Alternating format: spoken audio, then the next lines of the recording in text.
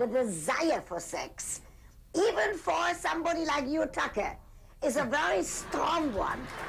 Yes. So we know. Almost out of control, Dr. Ruth. We know. Really. I would like Washington to have condoms in all colors. How about an orange one, like my new sweater? It is Sex and Relationship Wednesday, and we are privileged to have Dr. Ruth Westheimer with us. Now joining us as well, Siggy Flicker, a matchmaker and host of VH1's Why Am I Single? And Emily Morse, sex expert and star of Bravo's Miss Advised. Emily, this has got to be a great honor for you. I'm sure Dr. Ruth has informed your career in many ways. Tell me how.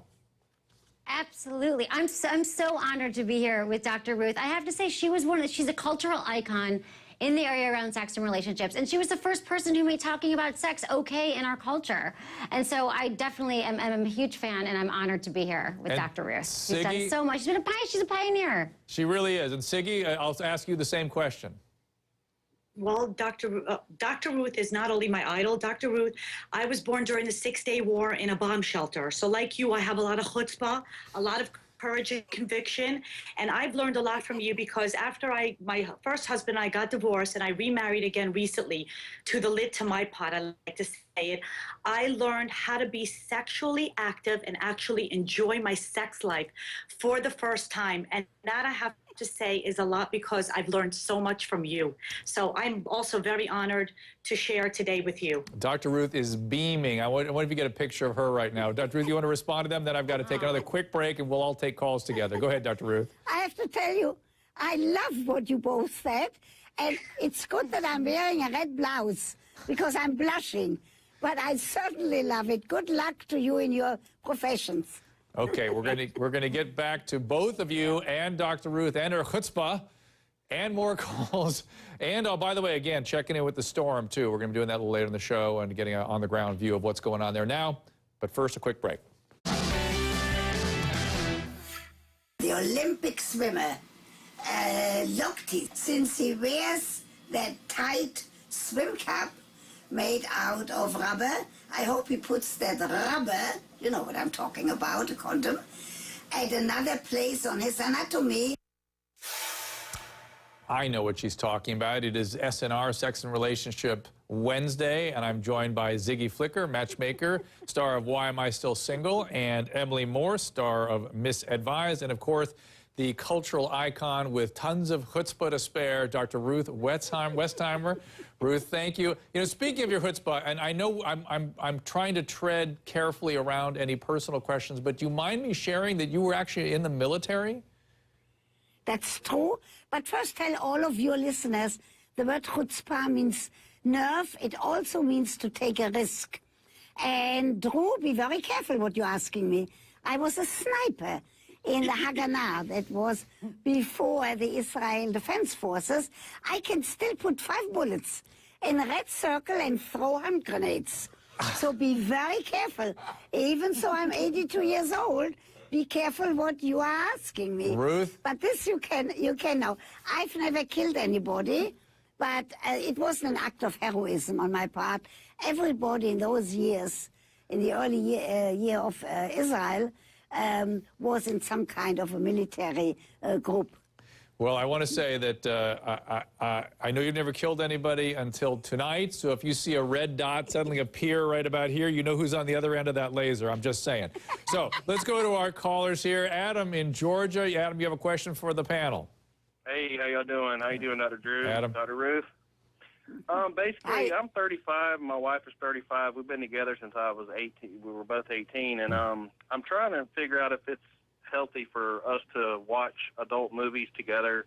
I mean, we've been together so long to where, I don't know, I just feel, you know, I'm just trying to see It's a great question, Adam, and I'm going to throw that to Dr. Ruth. Go ahead.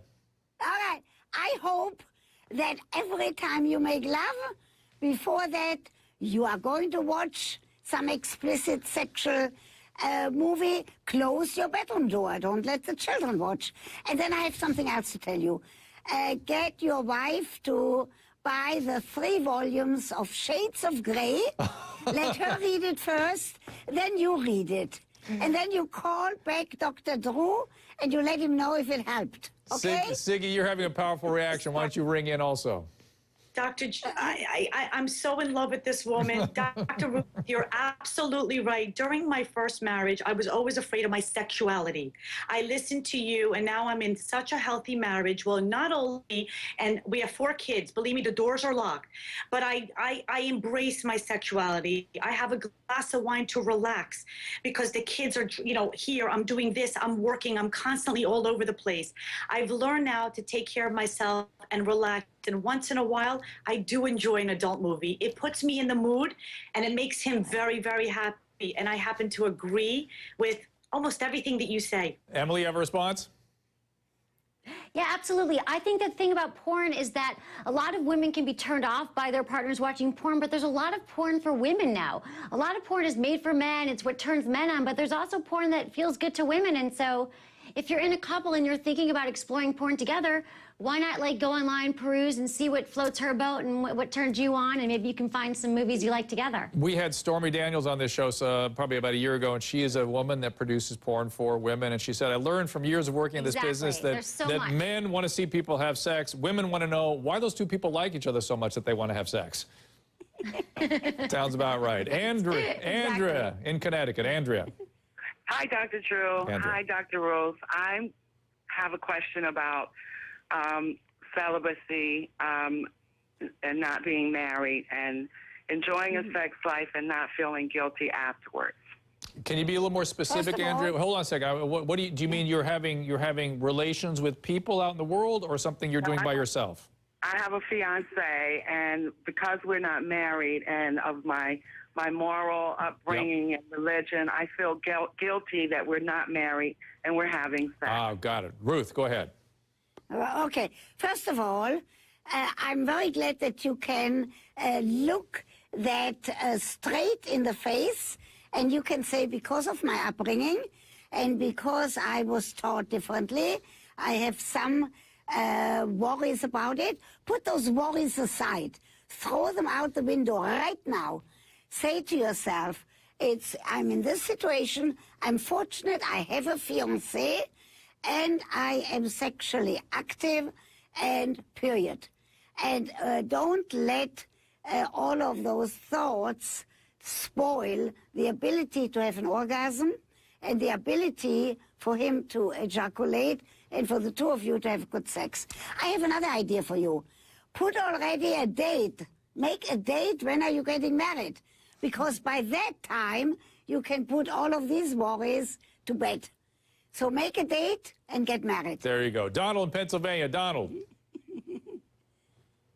Donald. Hi. Donald in Pennsylvania. Are you with us? Donald's not there. Who's? Yes, hello, Dr. Drew. Hello, Dr. Ruth. There you are. What's going on, my friend? I have a question for Dr. Ruth or you, whoever, about sex outside the marriage. Me and my wife, Therese, we've been married for 17 years. It just, we're just not sexually compatible anymore. So we started dating outside the marriage for sex. Is that going to be healthy? Okay, now listen, this is a big topic, so I'm going to let Ruth start. Go ahead, Ruth, you start, then I'll let others. I'm Dr. Drew. I'm old-fashioned. I'm a square. It does not work in our society. There was a book written by the O'Neills. It was called Open Marriage. Guess what? By the end of, when they finished the book, they were divorced. In our culture, it does not work. Somebody is going to get jealous. Somebody is going to fall in love with that other partner, and you'll be in trouble. If sex has become a routine, make sure you go and see a sex therapist, somebody who can help you to spruce up and make your sex life better. Looking outside is never going to work in the long run. And those of us who work, yeah, I agree. Those of us who work clinically, we don't see it work. Otherwise, we would recommend it if it worked. Why would we withhold that if that was something that was healthy and worked? And oh, by the way, think about it this way.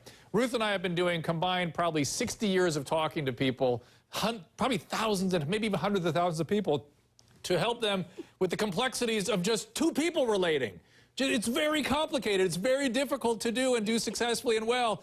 Two people, you bring in third, fourth, it becomes ridiculous. We got to take a break. More with Dr. Ruth. Go ahead, Dr. Ruth. Before we finish, go ahead. And you can't let boredom be in your bedroom. Kick boredom out of your bedroom. I'm kicking boredom out, and I'm kicking my viewers out right now for a break. Be right back. Until you find a partner, don't just sit there and moan and feel sorry for yourself. Close the door, read some very sexy fantasies, put some sexy music on, and bring yourself to sexual satisfaction. We are going to get into that and more in a quick Twitter tweet here from In Weiner, watching at Ask Dr. Ruth, which is Dr. Ruth's Twitter handle, and at Dr. Drew together. What a way to prepare dinner and ignore the RNC. How about that? Well, Dr. Ruth is on the doctor's channel with the kind of frank advice that made her famous. And of course, she's perfect for us with our motto, no topic is taboo. Let's pick up where we left off. I also have Siggy Flicker, Matchmaker and star of Why Am I Still Single, and Emily Morse, star of Misadvised. There are the three of those lovely ladies. We're going to go out to a call now. And Emily, I'm going to direct this one to you after I've heard from Stephanie and Dana. Stephanie, go ahead. Hello. I have a question. I cannot reach orgasm without manual stimulation when having sex. Is there any tips or answer that you can give me with that question? We're going to go to our panels. Emily, you first. I can tell you that there's nothing, absolutely nothing wrong with you. I'd say 70% of women need manual stimulation during sex. They need clitoral stimulation. And so there's nothing at all wrong with you. You're doing it all right, and you can even add a sex toy. You can have your partner be manually stimulating you, but you shouldn't feel that there's anything wrong with that, because it's more common than not that women need to be manually stimulated while they're having sex. Thanks, Emily. Dr. Ruth, we still have women confused themselves about what the spectrum of normal orgasmic function is in women, don't we? Now, we are very fortunate because in this country, in this great country of ours, women have heard the message that a woman has to take the responsibility for her orgasms, for her sexual satisfaction. There are women who, for whatever reasons, don't have an orgasm during intercourse, but need clitoral stimulation, either cunnilingus or their own hand or their partner's hand. And like you people said, there is nothing wrong with it. It doesn't matter. And who knows, just if you take the anxiety away, and if you might shift the position, and maybe in the female superior position, where you or your partner can touch the clitoris at the same time, and then maybe sometimes it will happen that you have an orgasm during intercourse. It does not matter. What matters is that you are going to be sexually satisfied. That's what matters. So don't worry about it anymore. Siggy, you want to add something to that? Well, I'd like to just say that, you know, life is not black or white, and it's like that, not like that in the bedroom. There are not 50 shades of gray. There are 500 shades of gray. And when you feel like there's something that you might want to explore, and I learned this from Dr. Ruth, you have to have that chutzpah, that courage to take a risk and ask for it. Because like when I was insecure about being in the bedroom, of just having one position, I've learned to explore and ask and know what I like and what I don't like. So I think it's very important to know what you like and not be afraid to ask for it and explore in that direction. Samantha in Ohio. Samantha, you got a call for us? Samantha. Oh, yes. Dr. Drew. Yes. Me and my husband have been married 9 or 10 years, and he doesn't like satisfy me in the bedroom. I haven't went out upon it or acted upon my things, but I fantasize about like other ways. What is the problem? What is he falling? Where is he falling short? He doesn't want to try anything new. He's just the missionary, the whole thing. Okay. He doesn't satisfy me. Again, Emily, I'll start with you. Yeah, there's lots of ways. I mean, first of all, you have to talk. Does he realize that he doesn't satisfy you? Because communication is a lubrication. You have to let him know that he's not satisfying you in the bedroom. I mean, I think that that's the first thing that you have to talk about it. But you have to couch it, and you know what? There's some things I'd really like to like. I'd really like to try. So maybe you bring in a sex toy. You bring in some bondage tape. You have to initiate. Just like Dr. Ruth said, women have to take responsibilities not only for their own orgasms, but for their entire sex life and for their entire ability to enjoy sex. So I think that you have to talk to them about it and see why. And Dr. Ruth, I think a lot of men are little sort of, I wouldn't say they're timid, they're confused about what makes women happy, aren't they still? Right. They don't even have to say it with words.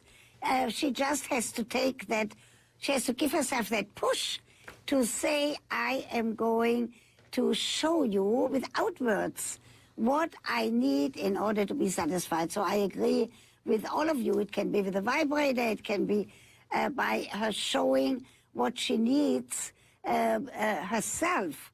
But not to go on the negative by saying, you never satisfy me and I don't like you, or I'm going to go out someplace else. Try first on the positive. If that doesn't work, go and see a sex therapist. Great advice. In situations like this, 1 or 2 sessions with a sex therapist might be helpful. Excellent advice. Tell your husband to come along, to do you a favor, to come along. Thank you, Ruth. Thank you, Siggy Flicker and Emily Morris. I have to say farewell to the 2 lovely ladies, and Dr. Ruth will stay with me. But first, I'm going to take a break, then go on out back to Louisiana and check in on Hurricane Isaac. We have someone on the ground there who's going to give us a first-hand report live. Be right back.